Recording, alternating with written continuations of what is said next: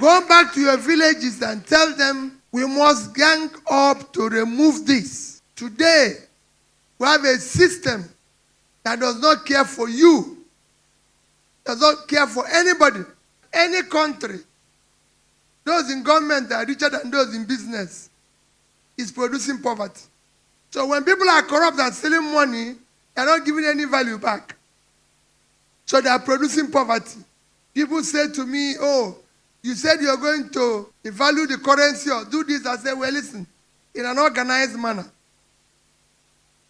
Because if you remove the illicit money and the criminal money around, you will be able to get the value at the right space. But because everybody is stealing, pursuing the same dollar, nobody knows the rate. If I have stolen 1 million naira and I go to buy dollar, will I think about the rate? No. They remove fuel subsidy. They say, oh, Peter, I will remove it. But I said consistently that I first remove the criminality in the subsidy. Because if you remove the criminality, today fuel would have between 500, 600, and dollar have no reason to be above 1,000. And from there, when you start production, it starts coming down. It's a simple thing. It has happened in Angola. It has happened in Angola. It's actually happening in Ghana now. If you follow Ghana, by December, their money was 14 plus something to the dollar. Today it's about 10 something. Because they have now beginning to see a transparent government. That's how exchange is. It's confidence. But when you have illicit money, stolen money, chasing it, it will not work. And that's what we want to dismantle. We now have a system that is totally unproductive. I was telling somebody in a car, we were driving to Kafanchan, I said, to tell you how, whether this country is producing anything or not, let's mark the number of trailers we pass on the road. Ask Tanko them. We didn't pass any trailer. I said, so, you don't have rail. The trailers are not passing carrying goods. That shows an unproductive country. Because every other country, you see trucks carrying goods. But we didn't meet truck carrying goods. We didn't see rail carrying goods. They built rail. When people say colonial masters, I disagree. The problem is Nigerian masters. Colonial master came here and built rail to Kafanchan for ginger. We destroyed it. He built rail for Kanu, rail to Medugri. Everywhere rail went before was source of agricultural product or manufactured product. We just shut it down. Because we were taking granite from Kanu. So where are those rails? They are not there. Trailers are not there. We are now hungry. And every day, people are begging for food. But we have land. Every day, land all over the place. At this stage, we are going to look for people all over. From those who will be in House of Assembly, those who will be in House of Representatives, those who will be in this. It is important. That is the thing we didn't do last time. We now want genuine people who want to be in the House. If you want to make money from politics, know that you are part of this problem. So don't tell us that you're going, listen, this time around, we will make sure that we are everywhere. We will vote, the vote will count, and those who think they will not count it, will count them.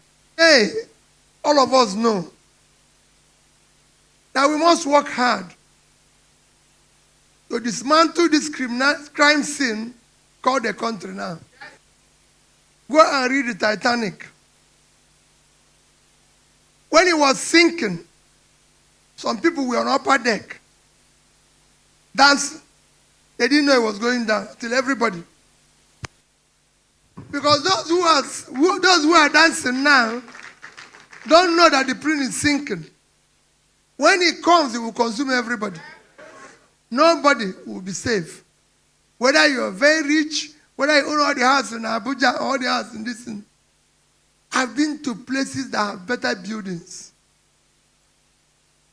I've been to Beirut, Afghanistan, where they have lovely buildings, and you see them all destroyed.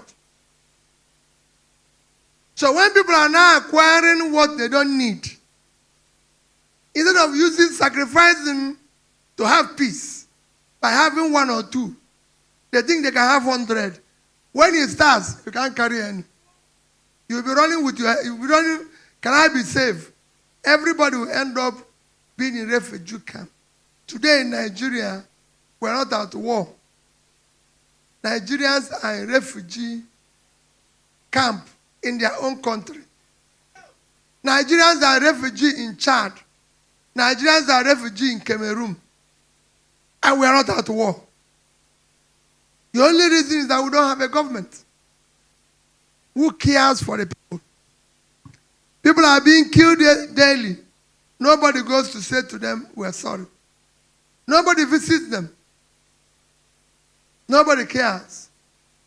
All you get in Nigeria is that some people are rich so they can afford to celebrate.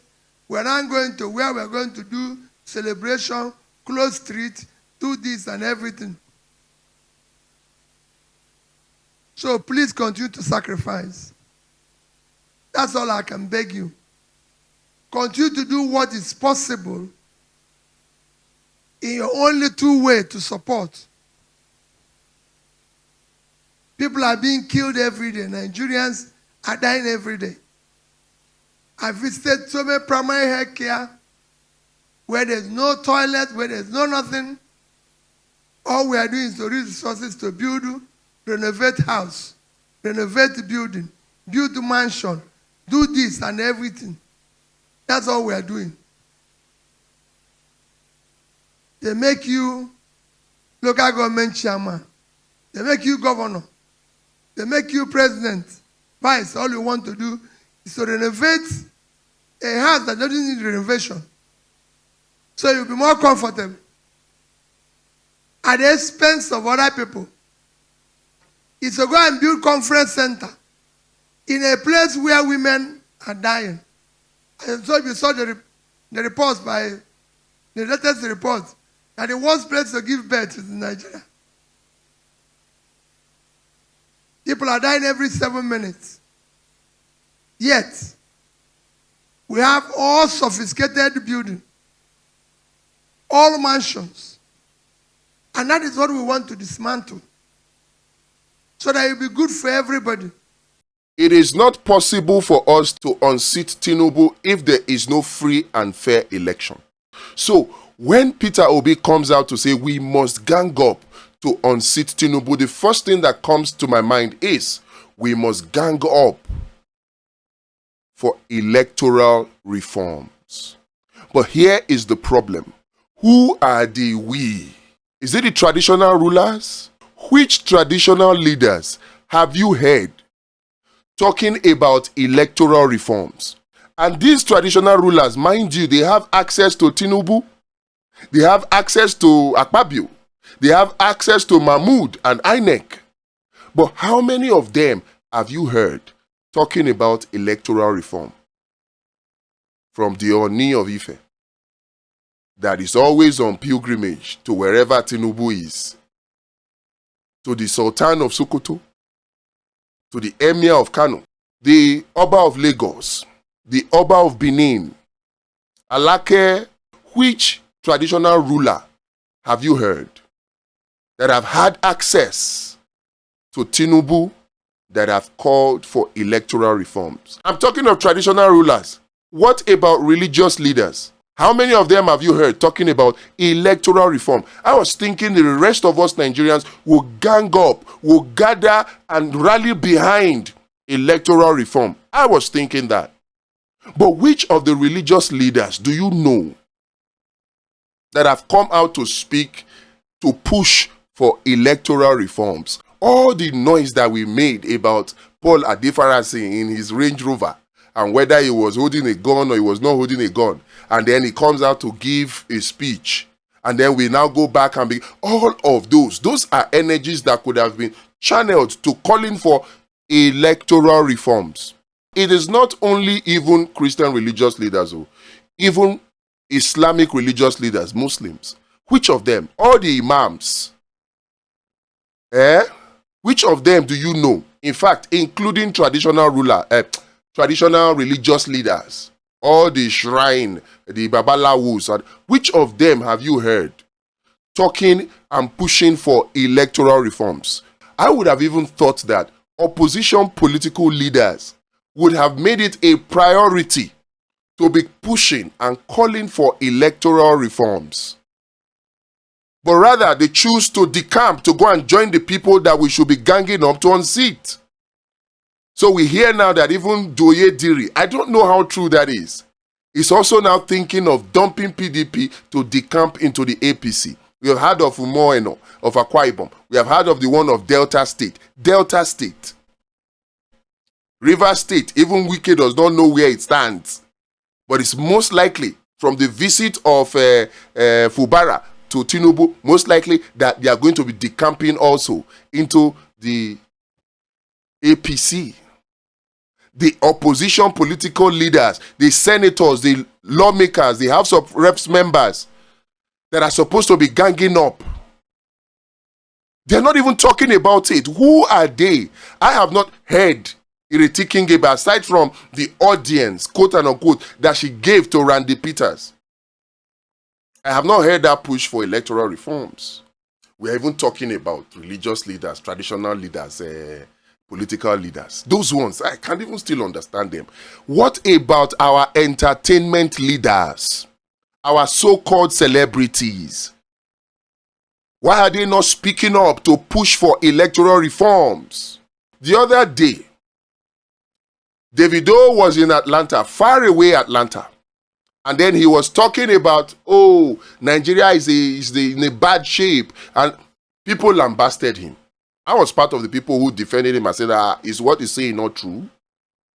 Now, the same Davido, fast forward a few years later, has the opportunity to speak with the president. Guess what? Did he mention electoral reforms?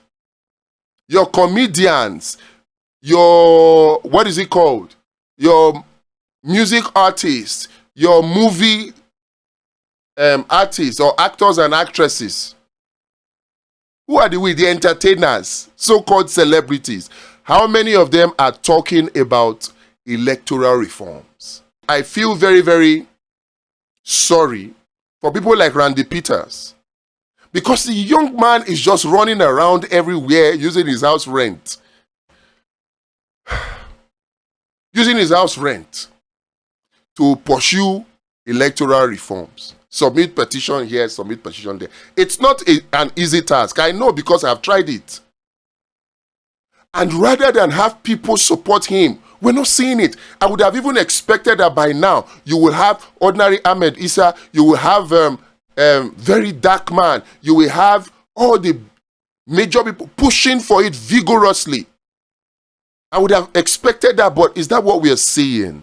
Where are the celebrities? Why are they hush-hush about electoral reforms? As if electoral reforms is a cancer. Who are the we? We need to know. So that with all the so-called billionaire businessmen, them Dangote, them Otedola, them Tony Elumelu, Obatudeko, which one again? Remind me. Which of them is pushing for electoral reforms? How many times have you heard Dangote talk and he's talking about electoral reforms? We need to gang up to unseat Tinubu. Very, very profound statements coming from Peter Obi. But we need to identify who are the we. Because believe it or not, they are already ganging up to support Tinubu. Instead of giving us good governance, they are busy plotting how to continue to make sure that Nigeria remains state captured. So we must take action. Project Eagle to the rescue. We will continue to say it. We will not get tired of talking it. We'll keep saying it. We won't stop talking it until we achieve it. Project Ego. It may sound like impossible. It may sound like an uphill task, and I know it is. It may sound like people are not listening. I know they are. Some people will even come and tell you that it's a stupid idea, it's a stupid project. Oh, even with your Project Ego, Tinubu will still win. Look, we will give it our try. We will give it our push. Whether it is stupido, whether it is not stupido, we will activate it and we will push it to the best of our ability. And if come 2027, the ugly happens, I will know that I put in my all. I will know, and I will be proud to be able to tell my children, I tried. Because that's all we owe ourselves, to try. To try. Don't just sit down and say, oh, Tinubu is a master rigger. Oh, they have rigged the 2027 election. Come on. That is statement from lazy people. Yes, politicians, lazy politicians can say it and use it as an excuse to decamp, to go and join the same Tinubu. Fayose has gone to visit. Segun Showunmi has gone to visit. And immediately they go to visit, they come back, they are singing a different tune. Segun Showunmi. Who are the we? We must give it a try. We cannot give in to state capture. We cannot. Even if it is the minority of us, we will give it our all. Many of you don't realize what is going on. What is going on now is what went on during the days of our forefathers. That was what went on. Now we go back, we read history, we hear that, oh, our forefathers sold our other forefathers into slavery. And then when we hear what they sold them for, we begin to wonder, how can a person sell another human being, his own brother and sister, for ogogoro, for mirror, for rapper? You begin to wonder why. But then it dawned on me. I realized why. It is what? Luxury, enjoyment. That was what was sold to our forefathers. It is only those who were considered luxurious, people who were living luxurious life, that had access to mirror, that had access to wrapper, that had access to powder, that had access to gogoro gin. It was only the rich. So some people consider themselves privileged and living the life, enjoying when they get or are in possession of those things that I just mentioned. So they don't care to sell their brothers and sisters because of those things. Is that not what is happening now with the likes of Tinubu, Akpabio and co? With the likes of our traditional rulers, with the likes of our religious leaders, with the likes of our political leaders, our business leaders, our entertainment leaders, our media leaders, our education leaders? Is that not what is happening? Everybody is just pursuing. I said, in that National Assembly today, it dawned on me why it will be an uphill task for us to take back this country. Why it will be difficult for us to gang up. There is a group of people, and they are the leaders. All they know is enjoyment. They are not thinking. They are not thinking about anything. All they know is enjoyment. And you know, can you think enjoyment without being drenched, without being drowned in consumption? It is only people who are lost to consumption that think enjoyment. People who are productive, who are given to production, they don't think enjoyment. And that is why you will see somebody like Bill Gates. He doesn't drive Lamborghini. He doesn't, because he's thinking production. He's thinking how he continue to serve his people to make sure that we in Africa remain slaves to his own people, to the whites, to the imperialists. That's what he's thinking. So he's not thinking enjoyment. But we, our leaders right now, they are no different from the leaders, our forefathers who sold their own brothers and sisters into slavery. They are no different. Coincidentally, there was a Tinubu then, Madame Tinubu, who was interested in slavery. Now today we have another Tinubu that is serving Nigeria on a platter of gold to the IMF and the World Bank. And our so-called leaders, traditional leaders, religious leaders, business leaders, entertainment leaders, they are all Trojan horses. Trojan horses. Inside them you have enemies within them that are just used to make sure we continue to be enslaved. So when serious things like electoral amendment, electoral reform comes up, they are nowhere to be found. They'll come and tell you Tinubu is working. Where is Tinubu working? Today, my wife got to the market, came back and was telling me that, now wow, she could not get 1,000 naira pepper to buy. I don't know, maybe in your own place it might be different. You have I said, not even one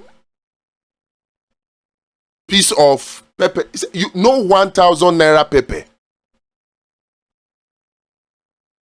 Maybe in your place you can. Let me know so that we can come and be buying from your place, from the market near you. But this I'm talking about now. I'm talking about not even in the heart of Abuja. We're talking about Karimo Market. And that every Tuesday is a busy market day where you get things cheap. And she got there today and she could not get 1,000 naira pepper. And somebody will say Tinubu is working. Somebody will say Tinubu is working. Working how? The 4 things that Nigeria needs to develop, Tinubu is shying away from all 4 of them.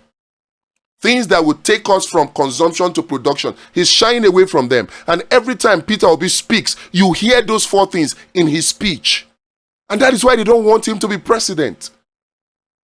And that's why it will be difficult for us to gang up if we don't identify these 4 things so we can use it as a criteria to know who is for us and who is against us. What are these 4 things? Homegrown agricultural solution. We need to be productive in agriculture. I'm not going to go into statistics like Peter Obi, but in summary, what it says is the truth. Homegrown agricultural production. And that is what we have weaved in to the Well-Fund program that we'll talk about later. Number 1, homegrown agricultural solutions. Number 2, industrialization. Homegrown. If we cannot get homegrown, we go and get technology transfer. If we don't have an active steel industry where we make our own steel here in Nigeria, we are still slaves. So any serious government will make steel production number 1 priority. Japan, that does not have a single iron ore, is a world leader in steel production.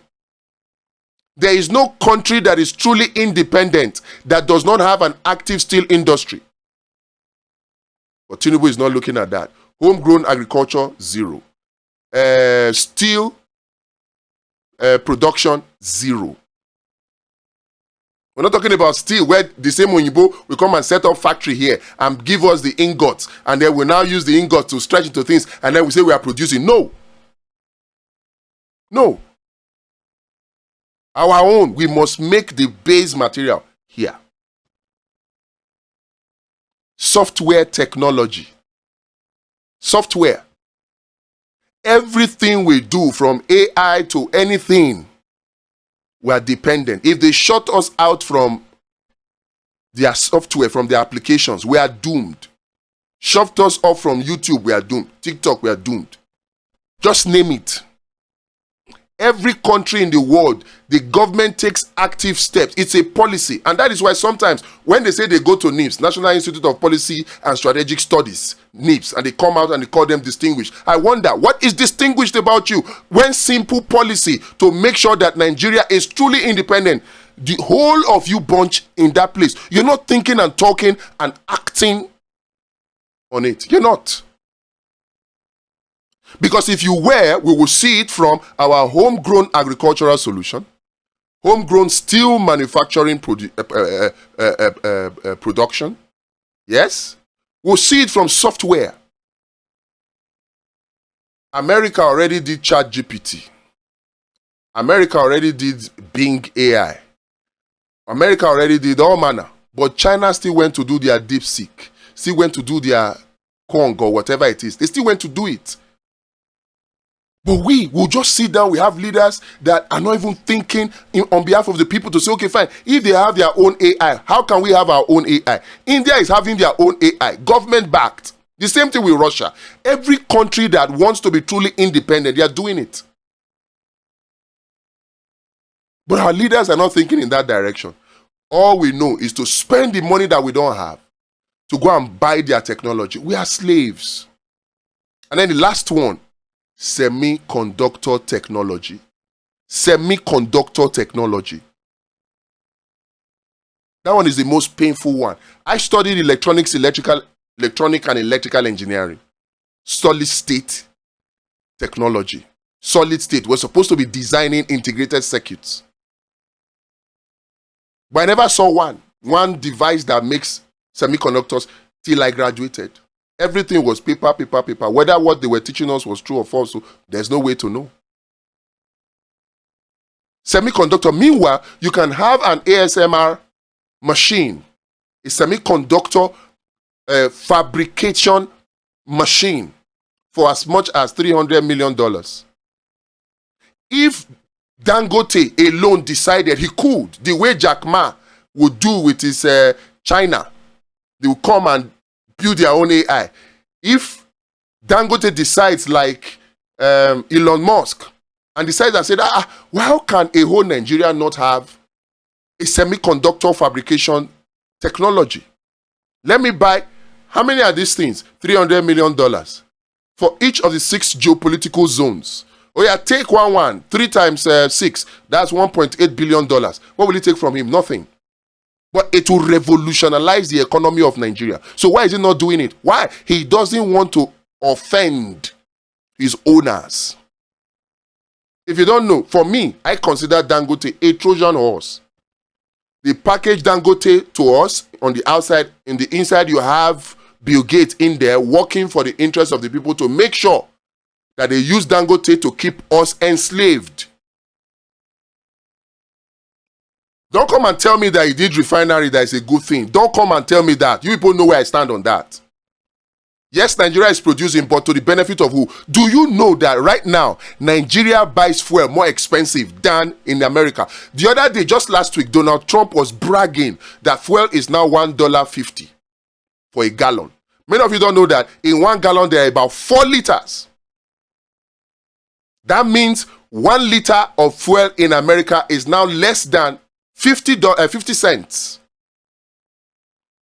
Less than 50 cents.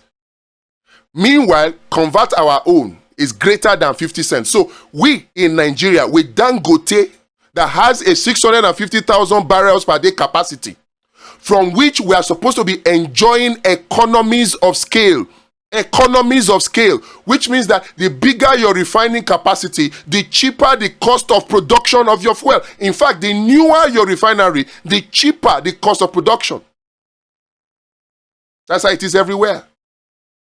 So if Dangote has a 650,000 barrels per day capacity, refining capacity, and a new one, the efficiency should be higher, so the cost should be cheaper. So we should be buying fuel cheaper than America. But no, we have a Dangote that is packaged to us inside a Trojan horse, that you have people like Bill Gates that we are giving awards, celebrating our oppressors.